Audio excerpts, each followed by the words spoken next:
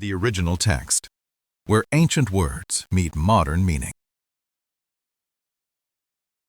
Before Genesis tells us what God does, it assumes we understand who God is. The name used in Genesis chapter 1 is Elohim. It appears in the very first sentence of Scripture. In the beginning, God created the heavens and the earth. And yet the text offers no explanation, no introduction, no genealogy, no defense of God's existence. Genesis simply begins. That silence matters, because in the ancient world, creation stories often began with explanation. Who were the gods?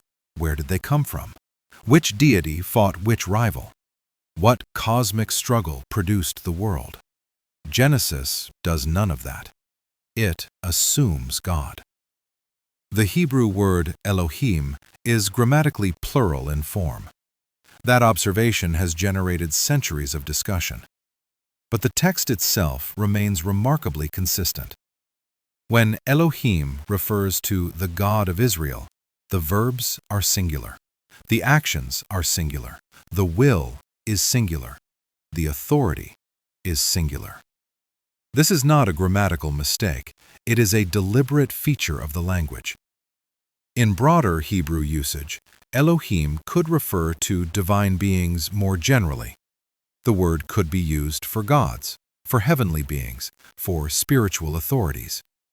But Genesis takes that broader category and does something radical with it. It applies the term to one acting creator. Not many competing powers, not a divine council in conflict.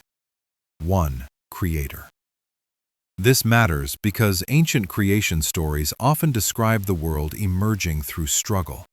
Gods fight, chaos resists. Creation is wrestled into existence. But Genesis presents no resistance. Elohim does not struggle. He speaks, and creation responds. That is the introduction, not explanation, demonstration. Genesis reveals God by showing what He does. He creates without effort.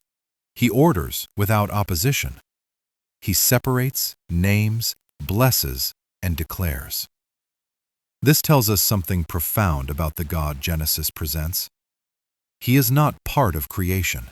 He is not shaped by matter. He is not bound by the universe He makes. He stands outside it.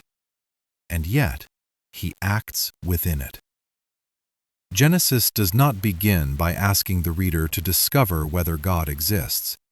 It begins as though His existence is the most obvious reality in the narrative. That is not philosophical argument. That is narrative theology. The text does not defend God. It assumes Him. And from that assumption, everything else follows. Elohim is not introduced as a mystery to solve, but as a presence already in control. And that changes how the entire chapter is read.